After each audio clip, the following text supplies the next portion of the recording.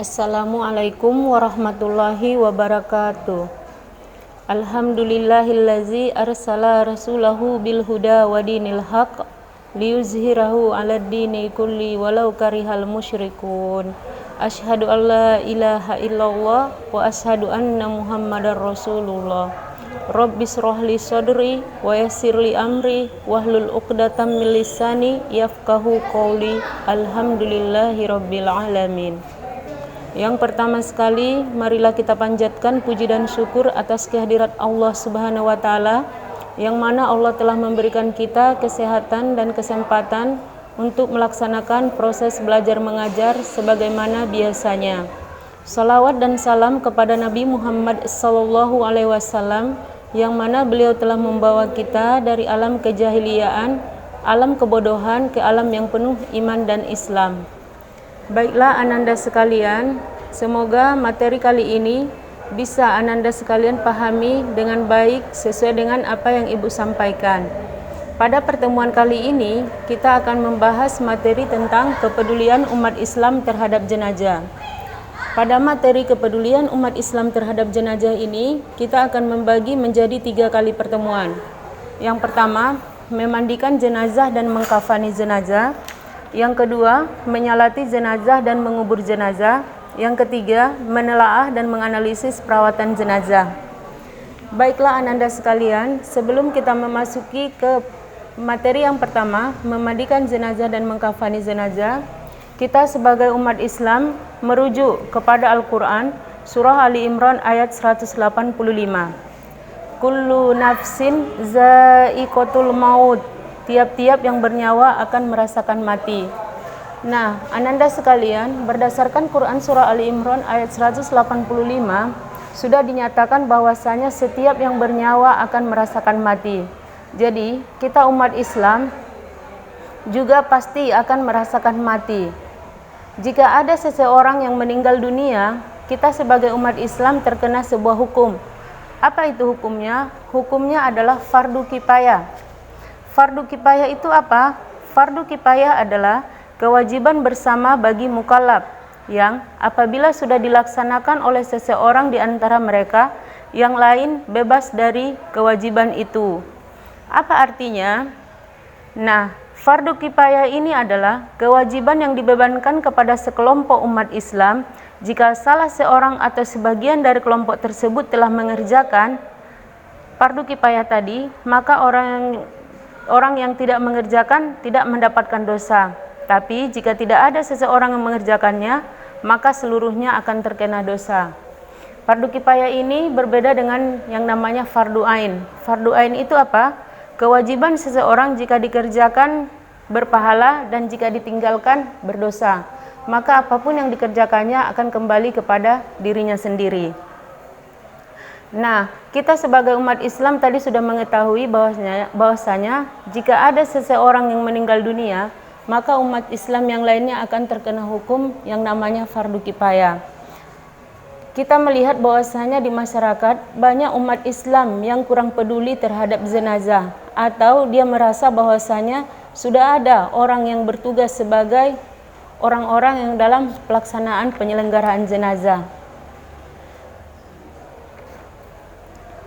Adapun kewajiban umat Islam terhadap jenazah, apabila ada seseorang yang meninggal dunia, maka kita wajib sebagai umat Islam wajib terhadapnya. Yang pertama, pejamkanlah matanya dan mohonkanlah ampun kepada Allah Subhanahu wa Ta'ala atas segala dosa-dosanya. Yang kedua, tutuplah seluruh badannya dengan kain sebagai penghormatan dan agar tidak kelihatan auratnya.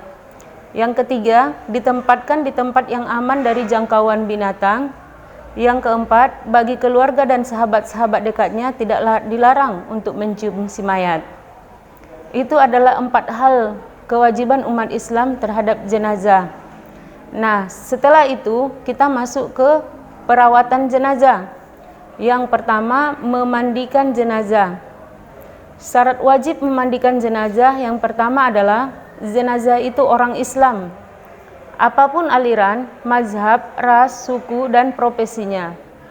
Jenazah itu selagi dia beragama Islam, maka wajib hukumnya untuk dimandikan. Yang kedua, didapati tubuhnya walaupun sedikit. Mungkin jenazah ini meninggal karena ada kecelakaan atau sesuatu hal yang menyebabkan sebagian anggota tubuhnya sudah hilang, sebagian lagi masih bisa ditemukan, maka sebagian dari tubuhnya ini wajib untuk dimandikan.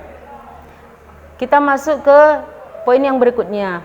Adapun yang berhak memandikan jenazah, yang pertama, apabila jenazah itu laki-laki, yang memandikannya hendaklah laki-laki.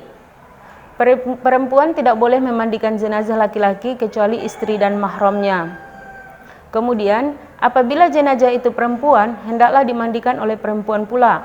Laki-laki tidak boleh memandikan kecuali suami atau mahramnya. Apabila jenazah itu seorang istri, sementara suami dan mahramnya ada, suami lebih berhak untuk memandikan istrinya. Apabila jenazah itu seorang suami, sementara istri dan mahramnya ada, istri lebih berhak untuk memandikan suaminya. Jika mayatnya anak laki-laki atau anak perempuan yang masih kecil, perempuan atau laki-laki dewasa boleh memandikannya. Adapun tata cara untuk memandikan jenazah, yang pertama, di tempat tertutup, agar yang melihatnya hanya orang yang memandikan dan orang yang mengurusnya saja. Kemudian, mayat diletakkan di tempat yang tinggi seperti dipan. Kemudian dipakaikan kain basahan seperti sarung agar auratnya tidak terbuka. Kemudian mayat didudukkan atau disandarkan pada sesuatu, lantas disapu perutnya sambil ditekan pelan-pelan agar semua kotorannya keluar. Setelah itu, dibersihkan dengan tangan kiri dan yang memandikannya dianjurkan mengenakan sarung tangan. Dalam hal ini, boleh memakai wangi-wangian agar tidak terganggu bau kotoran si mayat. Kemudian setelah itu, hendaklah mengganti sarung tangan untuk membersihkan mulut dan gigi si mayat. Kemudian membersihkan semua kotoran dan najis. Kemudian mewudukkan, setelah itu membasuh seluruh badannya. Kemudian disunahkan untuk membasuh 3 kali sampai 5 kali. Baiklah ananda sekalian, itu adalah kewajiban umat Islam terhadap jenazah, yang dilanjutkan dengan perawatan jenazah. Bagian yang pertama, memandikan jenazah. Kita masuk ke bagian yang kedua, mengkafani jenazah. Setelah selesai dimandikan, jenazah selanjutnya dikafani. Pembelian kain kafan diambilkan dari uang si mayat sendiri. Apabila tidak ada orang yang selama ini menghidupinya yang membelikan kain kafan, jika ia tidak mampu, boleh diambilkan dari uang kas masjid atau kas RT RW atau yang lainnya secara sah. Apabila tidak ada sama sekali, wajib atas orang muslim yang mampu untuk membiayainya. Kain kafan ini paling tidak 1 lapis, sebaiknya 3 lapis bagi mayat laki-laki dan 5 lapis bagi mayat perempuan. Setiap 1 lapis diantaranya merupakan kain basahan. Abu Salamah radhiyallahu anhu menceritakan bahwa ia pernah bertanya kepada Aisyah radhiyallahu anhu, berapa lapiskah kain kafan Rasulullah sallallahu alaihi wasallam? 3 lapis kain putih, jawab Aisyah. Hadis riwayat Muslim. Kemudian cara membungkusnya atau cara mengkafani jenazah adalah hamparkan kain kafan helai demi helai dengan menaburkan kapur barus pada tiap lapisnya. Kemudian si mayat diletakkan di atasnya. Kedua tangannya dilipat di atas dada dengan tangan kanan di atas tangan kiri. Mengkafaninya tidak boleh asal-asalan. Apabila kalian mengkafani mayat saudara kalian, kafanilah sebaik-baiknya. Hadis riwayat Muslim dari Jabir Abdullah radhiyallahu anhu. Nah, ananda sekalian, itu adalah materi yang akan Ibu sampaikan tentang perawatan jenazah, mulai dari memandikan sampai mengkafani jenazah. Apabila ada sesuatu hal yang mungkin ingin kalian tanyakan, kalian boleh menanyakan kepada Ibu dan akan Ibu jawab sesuai dengan Al-Quran dan hadis. Baiklah ananda sekalian, sebelum kita masuk ke pertemuan berikutnya tentang sholat jenazah dan menguburkan jenazah, sampai di sini dulu materi pertemuan kita pada hari ini.